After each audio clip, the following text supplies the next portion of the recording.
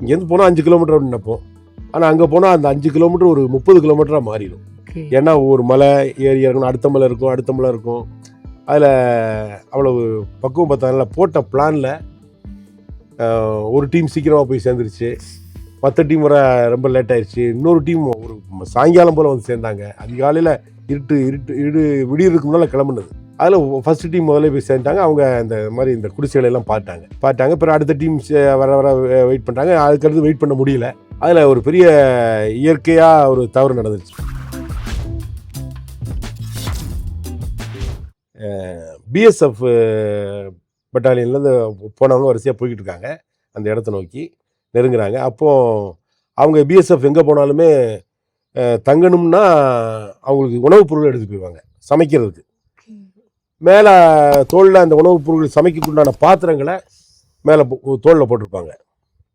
இப்படி நடந்து போய்கிட்டு இருக்கும்போது ஒரு கேளை ஆடும்பாங்க, பார்க்கிங் டீர்னு இங்கிலீஷில் சொல்லுவாங்க. மான் மாதிரியே இருக்கும், ஆனால் புள்ளி இருக்காது, சிறுசாக இருக்கும் சைஸில்.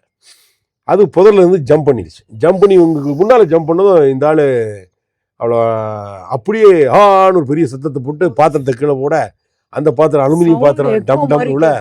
அங்கே கேங்கில் இருந்தவங்க அதை பாட்ட வீரப்பன் கேங்கில் இருக்கிறவங்க அது சத்தம் கேட்டுருச்சு. பார்க்குறாங்க. அவங்களுக்கு ஒரு சந்தேகம் வந்துச்சு. அவங்க கொஞ்சம் மூவ் ஆக ஆரம்பித்தாங்க. அங்கேருந்து ஒரு ஃபயர் வந்துன்னு சொல்கிறாங்க.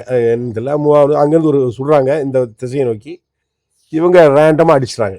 ஏன்னா அதுக்கு மேலே ஓடிடுவாங்க, தப்பிச்சா அப்புறம் பிடிக்க முடியாது. அவங்களும் சுட ஆரம்பிச்சிட்டாங்க. இவங்க எல்லாரும் ஃபயர் பண்ண ஆரம்பிக்கிறாங்க. அந்த ஃபயரில் ஏன்னா குறிப்பாத்து யாரையும் சொல்ல முடியல, காட்டுக்குள்ளே எல்லோரும் செதறி ஓட ஆரம்பிச்சிட்டாங்க. எல்லாருமே எதையுமே எடுக்கலை.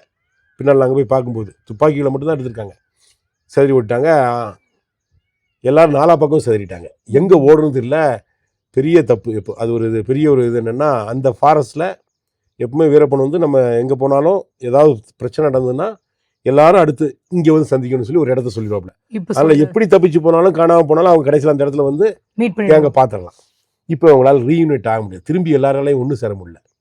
அந்த சம்பவத்தில் அந்த கேங் வந்து பிரிஞ்சு அங்கங்கே 2 பேர் 3 பேர் துப்பாக்கியோட இருக்கு. அங்கங்கே சண்டை. நாங்கள் தேடி போக அவங்க சுட நாங்கள் சுட இந்த மாதிரி என்கவுண்டரில் அப்படியே நிறைய பேர் பிடிபட்டாங்க, நிறைய பேர் என்கவுண்டரில் இறந்துட்டாங்க. அதில் தான் சேத்துக்குழி கோவிந்தனோட மனைவியும். சேத்துக்குழி கோவிந்த், ஆமாம், அது வந்து கர்நாடக போலீஸில் மாட்டி அவங்க இறந்துட்டாங்க ஒரு இதில்.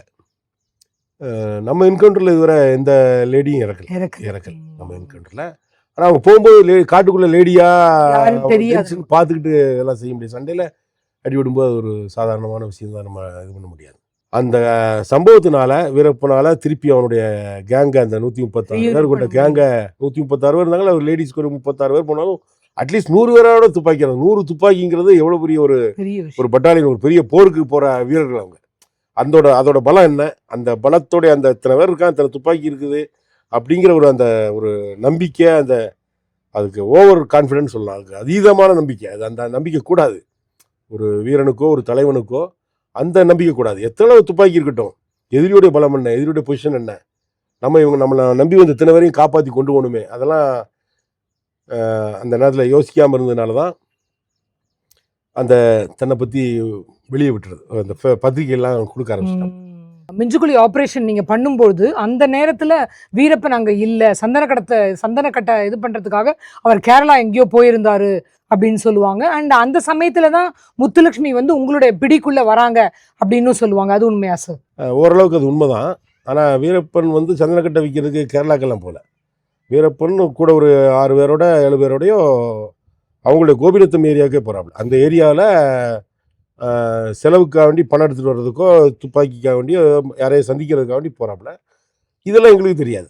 எங்களுக்கு பின்னால் விசாரணைலாம் தெரியும். ஆளுகளை பிடிக்கும்போது அவங்க சொல்ல வச்சு தான் தெரிஞ்சுக்கிட்டோம்.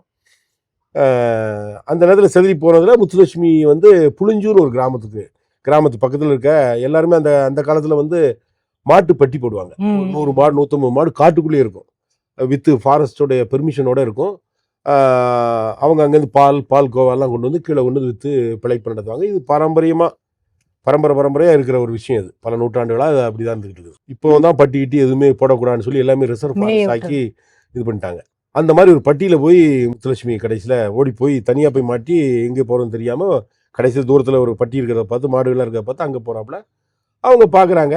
பார்த்துட்டு அங்கே இருக்க என்ன பண்ணுறாங்க, ஒரு சொல்கிறாப்புல அவங்க வீரப்பனை பற்றி லேசாக தான் கேள்விப்பட்டிருக்காங்க. சரி யாரோ காட்டுக்குள்ளே வந்துட்டாங்க, கீழே ஊரில் கொண்டு போய் பெரியவங்கள்ட்ட சொல்லிடலாம் அப்படின்னு சொல்லி முத்துலட்சுமியை புளிஞ்சூருங்கிற கிராமம், கர்நாடகா கிராமம், அங்கே கூப்பிட்டு வந்துடுறாங்க. அங்கே இருக்காங்க. அவங்களுக்கு அந்த பெரியவங்களுக்கு தெரியும் வீரப்பன் எப்படி இருக்கிறாங்க. அவங்க கொஞ்சம் படித்தவங்க. அந்த புளிஞ்சூருங்கிறது ஆசனூருக்கு பக்கத்தில் ஒரு 6-7 கிலோமீட்டர்லாம் இருக்குது.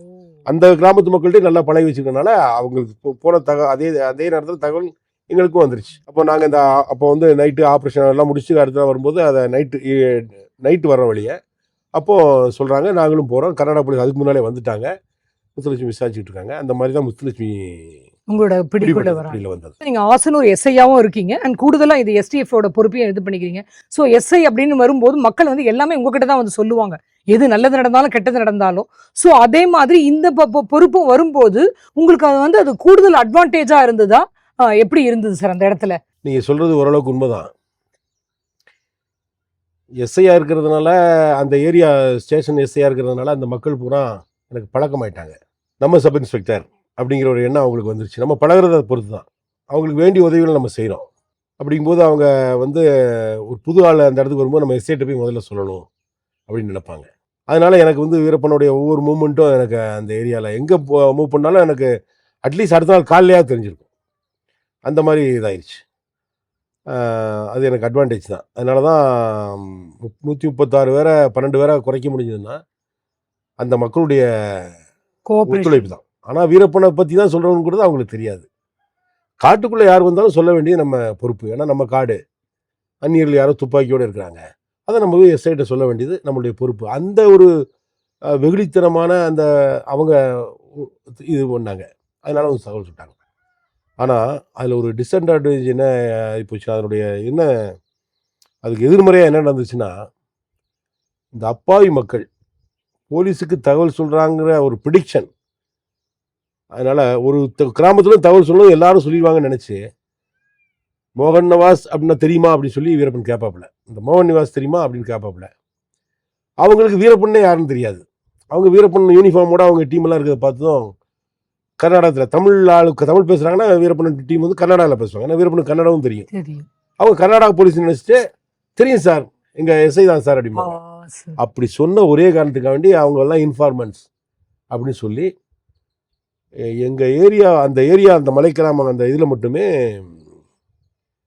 7, மஞ்சுகுமாப்பட்டியில் ஒரு 7 பேர், கெத்தேசாலில் 5, பேடுகுழி அங்கே ஒரு 5 பேர், புளிஞ்சூரில் கூட பண்ணார், புளிஞ்சூரில் 6 பேர், 6 5 11 11 12 23 பேர். மோகன் நவாஸுங்கிற பேரை தெரியும்னு சொன்னதுனால பேடுகுழியில் இருக்கவங்களுக்கு நானும் யாருன்னு தெரியும். அவங்க கர்நாடகா இன்டீரியர் ஃபாரஸ்டில் உள்ளவங்க, கர்நாடகாக்காரங்க.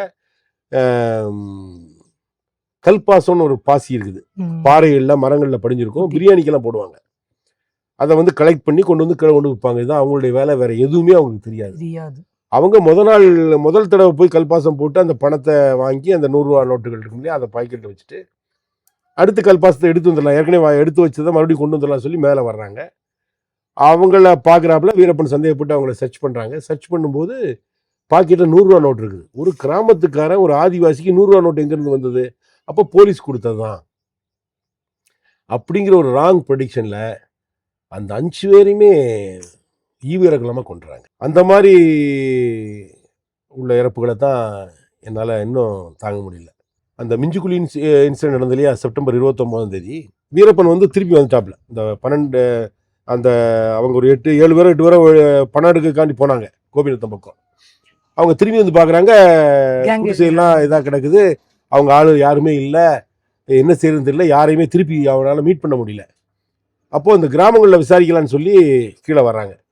அந்த உள்மலையிலேருந்து வந்து வெளிமலைக்கு வந்து வயசாக ஒரு ஆள் மாடு மேய்ச்சிக்கிட்டு இருக்காரு. கெத்தேசால் கிராமத்தை சேர்ந்த பொம்மன், மாட்டுக்கார பொம்மன் சொல்லுவாங்க.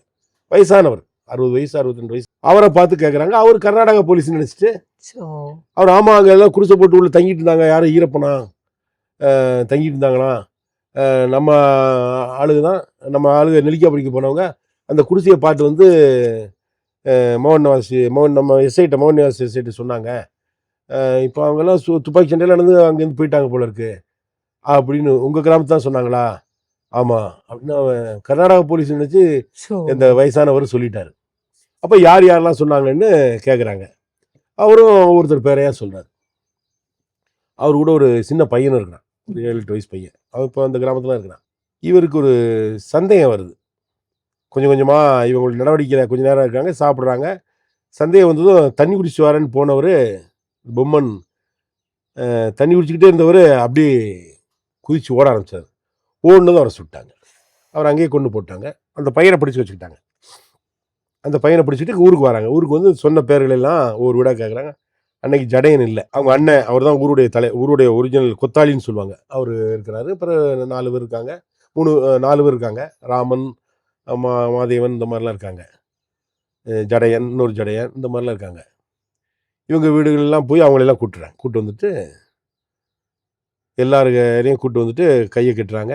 எல்லாரையும் நடு ஊரில் வச்சு, கோயில் பக்கம் வச்சு கையை கட்டிட்டு எல்லா கிராமங்களும் யாரும் போனால் சுற்றுவோம் அப்படின்னு சொல்லி எல்லா கிராமத்தில் உள்ள எல்லாரையும் சுற்றி நிற்க சொல்லி அவங்க முன்னாலே எல்லாரையும் வெட்டி சுட்டு, இந்த மாதிரி என்னை பற்றி, நான் தான் வீரப்பன், என்னை பற்றி ஏதாவது தகவல் சொன்னீங்கன்னா, போலீஸுக்கு தகவல் சொன்னீங்கன்னா இந்த கதி தான் எல்லாருக்கும் நடக்கும், வச்சுக்கோ, பக்கத்து கிராமத்துக்கு சொல்லிடுங்க அப்படின்னு அவங்கள ரொம்ப கொடூரமாக துப்பாக்கியால் சுட்டு எல்லாரையும் கழுத்தில் கையில் எங்கன்னு தெரியல எல்லாத்தையும் சரா மாதிரியே வெட்டிடுறாங்க. அதுல ராமன் மட்டும் உயிரோட 5 பேர்ல ராமன் வந்து இப்போ உயிரோட இருக்காரு. விட்டுராமன் அவரு பேரே விட்டுராமன் வச்சுட்டாங்க. சுட்டவங்க இவர் மேல விழுந்துடுறாங்க. அதனால அடுத்த விட்டோ அடுத்த துப்பாக்கி குண்டோ அவர் மேல பாயாம அவர் கீழே போயிடுறாரு.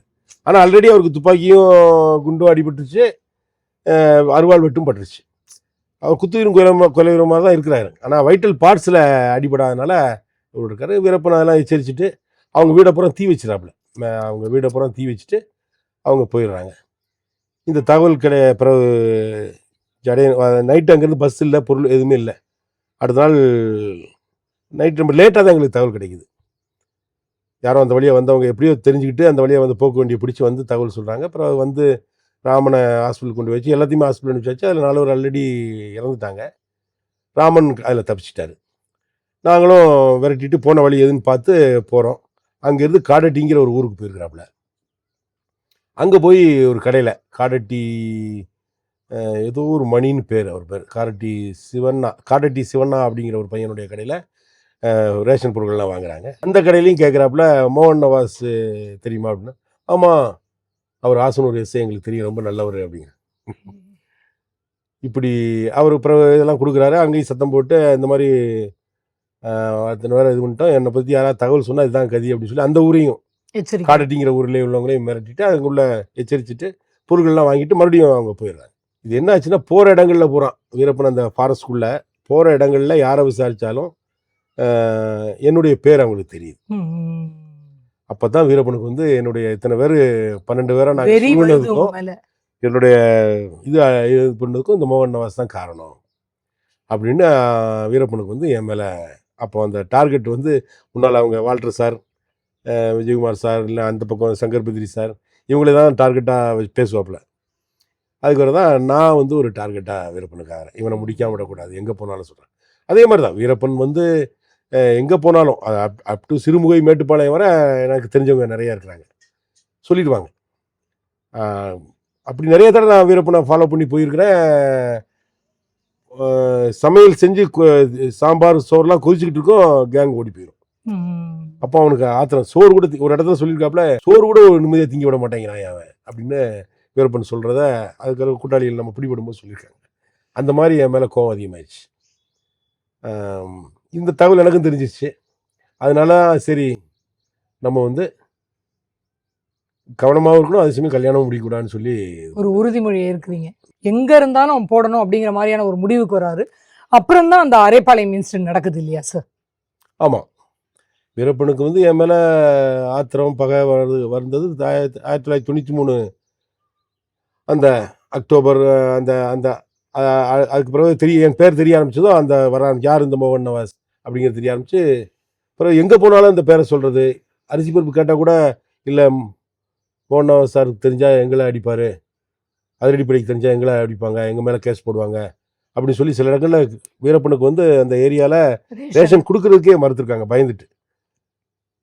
அந்த மாதிரி ஒரு சந்தர்ப்பம் வரும்போது மேலும் கோபம் வந்து ஆத்திரம் வந்து வீரப்பனுக்கு என் மேலே ஆகுது. சாப்பாடும் கிடைக்க இல்லைன்னு சொல்லி பிறகுதான் அதுக்கிற 4 பேர், இன்னொரு 12 பேராக இருந்த கேங்கில் மறுபடியும் 4 பேர் பிடிச்சிடும். 4 பேர் என்கவுண்டரில் இறந்துடுறாங்க. வீரப்பனோட கேங் மறுபடியும் 8 ஆயிடுது. இப்படி இருக்கிற சூழ்நிலையில் வீரப்பன் ஒரு முடிவு பண்ணுறாப்புல, சரி இவனை வச்சுருந்தா நம்ம உயிரோடு இருந்தான்னா நம்ம உயிரோடு இருக்க முடியாதுங்கிற எண்ணம் வீரப்பனுக்கு வந்துருச்சு. அப்போ கிட்டத்தட்ட பெர்சனல் ரைவல்ரியாக ஆயிடுச்சு. தனிப்பட்ட முறையில் 2 பேருக்கும் ஒரு போட்டி மாதிரி அந்த இடத்துல ஆயிடுச்சு. எனக்கு என்னுடைய கிராம மக்கள் என்கிட்ட அன்றாடம் பழகிட்டு இருந்தவங்க, எனக்கு மேக்ஸிமம் நான் எல்லாத்தையுமே ஒரு சகோதரன் மாதிரி இல்லைன்னா ஃப்ரெண்டு மாதிரி தான் பழகுவேன். அதாவது எனக்கு கடுமையாக நடவடிக்கை எடுப்பேன், அது வேறு விஷயம். தப்பு பண்ணிட்டா என்னுடைய நடவடிக்கை கடுமையாக இருக்கும்.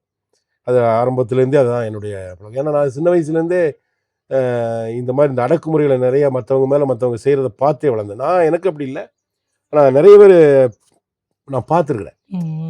அது எனக்கு ஆரம்பத்திலேயே இந்த மாதிரி அந்த ஒரு ரவுடிசம் இதெல்லாம் பிடிக்காது. ரவுடிசம், எளியவனை வலியவன் அடிக்கிறது இதெல்லாம் பிடிக்காது. அதனால் அந்த அதில் கடுமையாக நடவடிக்கை இருப்பேன். அதுவும் கரெக்டாக தான் எடுத்தாருன்னு தான் சொல்லுவாங்க. அடிபட்டவன் வேணால் சொல்லலாம் மோசமான ஆளுன்னு, ஆனால் அவன் யாராவது முதல்ல அடிச்சிருக்கான் இல்லையா, அவங்க சொல்ல மாட்டாங்க, அவங்க யாரும் அதை சொல்ல மாட்டாங்க. நீங்கள் அடிச்சவனோட வலி வந்து அது என்னுடைய பாலிசி. ஆமாம், ஒருத்தனை அடிக்கிறான்னா அடிபட்டவனோட வலி வந்து அடித்தவனுக்கு தெரியணும். அது தெரியலைன்னா அவன் திருந்த மாட்டான். நம்ம அவனுக்கு எப்படி வலிச்சிருக்கோம் அப்படிங்கிறத அவனுக்கு தெரிஞ்சாதான். அது என்னுடைய ஒரு சின்ன ஒரு பாலிசி மாதிரி. அது அதில் அந்த மக்களில் வந்து இழந்தது எனக்கு ரொம்ப பெரிய இதாகிடுச்சு. இவ்வளோ தூரம் பழகணும், நமக்காண்டி யாருன்னு தெரியலை, ஏதோ வீரப்பனுக்கு அவங்களுக்கு சம்மந்தமே இல்லை, சொன்னதுக்காண்டி செத்து போயிட்டாங்களேன்னு சொன்னது எனக்கும் கொஞ்சம் இதுக்கு மேலே வீரப்பனை விட்டு வைக்கக்கூடாதுங்கிற அளவுக்கு இதாகிடுச்சு. பயம் இருந்தது. நான் வீரப்பன் எப்போ வேணாலும் நம்மளை சுடலாம். ஏன்னா வீரப்பனுக்கு வந்து காடு வந்து ரொம்ப பழக்கமான இடம். நாங்கள் ரோட்டில் போவோம் வருவோம், காட்டுக்குள்ளே போனாலும் ரொம்ப காடு நம்ம நினைக்கிற மாதிரி காடு வந்து உள்ளே போய் கோம்பிங் ஆப்ரேஷன் சொல்லுவோம். எங்கள் ஆப்ரேஷனுக்கு பேர் கோம்பிங் ஆப்ரேஷன். கோம்பிங்னா சீப்பு வச்சு முடிவு செய்கிறது. அப்போ ஒரு சீப்பு எப்படி முடிவு செய்கிறதோ அந்த மாதிரி தான் கோம்பிங் ஆப்ரேஷன் இருக்கணும். ஆனால் ஆக்சுவலாக இந்த ஃபாரஸ்ட்டில் மேற்கு தொடர்ச்சி மலையில் அதெல்லாம் முடியாது. சின்ன செடியிலேருந்து புல் வளர்ந்து அப்புறம் முள் செடிகள், புதர்கள், சின்ன மரம், பெரிய மரம், கொடிகள் இதுக்கடையில் அது அப்படி போய்கிட்டு இருக்கும். இதுக்கிடையிலாம் ஒரு யானை நடந்த வழியிலையோ இல்லை மான்கள் ரெகுலராக தண்ணி குடிக்கிற போகிற வழி, இல்லைன்னா இந்த ஆதிவாசி மக்கள் வந்து ஒரு கிராமத்துலேருந்து இன்னொரு கிராமத்துக்கு போகிற வழி, இந்த மாதிரி ஏதாவது ஒரு வழிகள் ஒரு ஒத்தடி பாதை மாதிரி இருக்கும். அது கண்ணுக்கு சரியாக தெரியாது. அந்த இடத்துல கொஞ்சம் செடிகள் இருக்காது, இதுக்குள்ளே தான் போக முடியும். மற்ற சைடில் ஒரு 5 அடிக்கு அந்த பக்கம் யாராவது நின்னா கூட நமக்கு தெரியாது. நம்ம கண்ணிலேருந்து ஒரு தடவை ஒருத்தர் மறைஞ்சிட்டான்னா பிறகு அந்த ஆளை கண்டுபிடிக்க ரொம்ப கஷ்டம். ஆனால் உள்ளே ஒளிஞ்சிருக்க ஆளுக்கு நாங்கள் வர்றது தெரியும், போகிறது தெரியும், நாங்கள் என்ன பண்ணுறோன்னு தெரியும். அதனால் ஈஸியாக முதல்ல அடிபட போகிறது நாங்கள் தான். அது நல்லா தெரியும். நான் என்ன வீரப்பனை பற்றி நினச்சிக்கேன்னா, ஒரு மனிதன், ஆனால் மூளை வந்து நரி மூளை. மிருகத்திலே நமக்கு தெரியும் இல்லையா, நரி தான் தந்திரமானது. அந்த அளவுக்கு இது. அதனால் அது ரொம்ப கவனமாக இருப்பாங்க. அவங்க இருக்கிற இடம் தெரியாது, கிளம்பிட்டாங்கன்னா அந்த இடத்துல அவங்க வந்து தங்கியிருக்காங்கன்னு நம்மளால் கண்டுபிடிக்க முடியாது. அந்த அளவுக்கு அதை பார்த்து நாங்கள் கற்றுக்கிட்டோம். சில இடங்களில் நாங்கள் போகிற இடமெல்லாம் தெரியாத அளவுக்கு மறைக்கிற அளவுக்கு வீரப்பன் அப்படி செய்யும்போது நம்மளும் அப்படி தான் செய்யணும் அப்படிங்கிற மாதிரி ஏற்கனவே பாடங்களில் சொல்லி கொடுத்துருக்காங்க ட்ரைனிங்கில். இருந்தாலும் அதை ப்ராக்டிக்கலாக பண்ணும்போது சில தவறுகள் நாங்கள் செஞ்சுருவோம். ஆனால் இதுக்கு பிறகு ரொம்ப கவனமாக ஆகிட்டோம். எனக்கு வேறு வருத்தம் இல்லை. நிறையா வந்து அதிரடிப்படை அட்டூழியம் பண்ணிடுச்சு. எல்லாம் இந்த அவங்க வந்து அவங்கள என்கவுண்டர் செத்தவங்களாம் ஃபேக் என்கவுண்டரு, இந்த மாதிரி அவங்க சம்மந்தம் இல்லாதவங்க, இல்லைன்னா அரிசி பருப்பு கொடுத்தது தப்பா, அதுக்கெல்லாம் சுட்டு கொள்ளணுமா? யாரையுமே அப்படி செய்யலை. ஃபாரஸ்ட்டில் வீரப்பன்கிற ஆளை தேடி நாங்கள் போகிறோம். அவர் கும்பல் துப்பாக்கியோடு இருக்குது, எங்களை சொல்கிறாங்க, நாங்கள் சொல்கிறோம். அந்த நேரத்தில் ஒரு கிராமவாசியோ இல்லை அவருக்கு தெரிஞ்சவரோ வீரப்பனை பார்க்க போகிறாரு, இல்லை ஒரு அரிசி கொண்டு கொடுக்குறாரு. சண்டை நடக்கும்போது எங்களுக்கு தூரத்துலேருந்து அவர் தனியாக தெரிவாரா? நீங்களே சொல்லுங்கள், தனியாக தெரிவாரா? இவர் வந்து கிராமத்துக்காரர், இவர் பேர் ஜடையன், இவர் வீரப்பன் சம்மந்தம் இல்லாத ஆள்னா அந்த இடத்துல ஆராய்ச்சி பண்ணிக்கிட்டு இருக்க முடியுமா? தெரியுமா? அவங்க சொல்கிறாங்க, நாங்கள் சொல்கிறோம். துப்பாக்கி குண்டுக்கு கண்ணோ காதோ அறிவோ கிடையாது, போகுது, ரேண்டமாக போகுது. அதில் அவர் அடிபட்டு இறந்துடுறாரு. சப்போஸ் அவர் ரேஷன் மட்டும் கொடுத்தவராக இருக்கலாம், இல்லை வீரப்பனை பார்க்க வந்தவராக கூட இருக்கலாம், ஏதோ ஒரு தகவல் சொல்ல வந்தவராக இருக்கலாம், இறந்துருப்பார். ஆனால் அது வந்து இப்போ நாங்கள் வேணுக்குன்னு செஞ்ச ஒரு விஷயமா? சண்டையில் நடக்கிற விஷயம். காட்டுக்குள்ளே இதுதான் நடக்கும். இன்றைக்கி இல்லை, என்னைக்கு சண்டை நடந்தாலும் இதுதான் நடக்கும். போர்கள்லையும் இதுதான் நடக்கும், இந்த மாதிரி பெரிய ஆப்ரேஷன்லேயும் அதுதான் நடக்கும். அவங்க அப்பாவிகளாக இருந்திருக்கலாம், ஆனால் காட்டுக்குள்ளே போனது, வீரப்பன் கூட நின்னது அவங்களுடைய தவறுன்னு சொல்ல முடியாது, அறியாமை ஏதோ ஒன்று. அந்த நேரம் சண்டையில் இறந்தது அது நம்ம அது பெருசாக சொல்லி பிரயோஜனம் இல்லை. அதே மாதிரி போராளிகள், கம்யூனிசம் நல்லா அதில் உள்ளவங்க எல்லாருமே பார்த்துருக்குறேன். நல்ல விஷயங்கள் செய்கிறாங்க. பத்திரிகையாளர் இருந்தாலும் சரி, அரசியல்வாதிகளாக இருந்தாலும் நல்ல விஷயங்கள் நிறையா மக்களுக்கு செய்கிறாங்க. ஆனால் அவங்க கூட அதிரடிப்படையால் பாதிக்கப்பட்டவங்க, மலைவாழ் மக்கள்லாம் ரொம்ப பாதிக்கப்பட்டாங்க, அதுக்கு கமிஷன் போட்டு அதெல்லாம் நடக்கட்டும், அதெல்லாம் உண்மைதான். தப்பு பண்ணவங்க தண்டனை அனுபவிக்கணும், அது நானாக இருந்தாலும் சரி, யாராக இருந்தாலும் சரி. ஆனால் வீரப்பனாக கொல்லப்பட்ட ஒரு கிட்டத்தட்ட 89 பேர் ஒரு 119 120 பேர் 139 பேர்கிட்ட எங்கள் கணக்குப்படி ஒரு 139 நினைக்கிறேன். அத்தனை பேரை வீரப்பன் கொண்டிருக்காப்புல. இதில் வந்து ஒரு 40 பேரோ எவ்வளவுதான் காவல்துறை வனத்துறை சேர்ந்தவங்க. மிச்சம் ஒரு 89 பேர் 90 பேர் பொதுமக்கள். பொதுமக்களில் ஒரு 25 பேருக்கு மேலே மலைவாழ் மக்கள் ஆதிவாசிகள். அப்போ இந்த ஆதிவாசிகளுக்காக வேண்டியோ வீரப்பன் கொண்ட அந்த பொதுமக்களுக்காக வேண்டியோ ஒரு போராட்டமோ இல்லை ஒரு வாலண்டியராக போய் கைகோர்ட்டில் கேஸ் கொடுத்து அவங்க ஒரு கேஸ் கொடுக்குறதோ இல்லை இது ஒரு அராஜகமான செயல், இந்த செயல் தொடரக்கூடாது அப்படின்னு சொல்லியோ யாரும் போராடினதா நீங்களும் பார்த்துருக்க மாட்டீங்க, நானும் இதுவரை கேள்விப்பட்டதே இல்லை. அது ஏன் அந்த பார்ஷியாலிட்டி, அந்த ஒரு இது எதுக்காக வேண்டி இருக்குன்னு எனக்கு. உயிர் எல்லாமே உயிர், எல்லாமே உயிர் தானே. வீரப்பன் கொன்னா அது ஒரு கொலை இல்லை, அவர் வீரர் அப்படி தான் செய்வார். போலீஸ்காரங்க சண்டையில் இறக்குறாங்க, வீரப்பன் கூட இருக்கிறதுனால அவங்க இறந்துடுறாங்க. ஆனால் நாங்கள் அராஜகம் பண்ணிட்டோம் அப்படிங்கிற மாதிரி ஒரு பெரிய ஒரு மாய தோற்றம் நடந்துருச்சு. சார் நீங்கள் சொன்னதுலேருந்து எனக்கு அந்த அரைப்பாளையம் இன்சிடென்ட் வந்து ரொம்ப ஆர்வமாக இருக்கு. அன்னைக்கு ஆக்சுவலாக என்ன நடந்தது சார்? அரைப்பாளையம் இன்சிடென்ட் வந்து 1996 பிப்ரவரி 17 நடக்குது. வீரப்பனுக்கு என்னை கொன்னே ஆகணும். அதாவது வீரப்பனுடைய மனசில் நான் உயிரோடு இருந்தால் வீரப்பன் உயிரோடு இருக்க முடியாது, என் மனசில் வீரப்பன் இருக்க வர நானும் இருக்க முடியாது, எப்போ வேணாலும் சாகலாம். இந்த மாதிரி மனநிலை தான் 2 பேருக்கு இடையிலையும் போயிட்டு இருக்குது. இந்த நேரத்தில் அவர் அந்த மேடையில் வந்து எந்திரிச்சு நிற்பார், இல்லை உட்காந்துருப்பார். எப்படி இருந்தாலும் நம்ம இந்த புதரில் மறைஞ்சிருந்தா கரெக்டாக அவரை அடிச்சிடலாம். காலையில் நாங்கள் 4 மணிக்கு 5 மணிக்கு எந்திக்கும் போதே சிசிக்கு புறப்படுவோம். என்னை எழுப்பி விடுறதே அந்த கோயிலுடைய சுப்பிரபாதம் தான் எழுப்பி விடும். கோயில் யானை வந்து எங்களுக்கு ரொம்ப பழக்கம், பர்டிகுலர் எனக்கு. அது ஒரு கோயில் யானையை பற்றி நான் எழுதுகிற புக்கில் அது தனி ஒரு அத்தியாயமே இருக்குது. சங்கரன் அந்த யானையோட பேர். என்ன சுற்றியே, அதாவது அந்த எங்கள் ஏரியாவை சுற்றியே அப்படியே வர்றது, நோட்டம் பார்க்குறது, இந்த மாதிரி நடந்துட்டு இருக்குது. அந்த யானையை நாங்கள் கடவுளாக பார்க்குறோம். கடவுளானா கடவுளுடைய வாகனமாகவோ இல்லை விநாயகருடைய இன்னொரு மறு உருவமாக நாங்கள் யானையை பார்க்குறோம். யானைக்குன்னு ஒரு எல்லா மிருகத்தோட யானையை நம்ம இந்தியர்கள் மதிப்போம். வீரப்பன் மேலே எனக்கு கோபம் வர்றதுக்கு இன்னொரு காரணம் இதுதான். 2000-3000த்துக்காக ஒரு யானையை கொள்றதா, திருப்பி அந்த யானையை உருவாக்க முடியுமா, அந்த இனமே அழிஞ்சு போயிடாதா?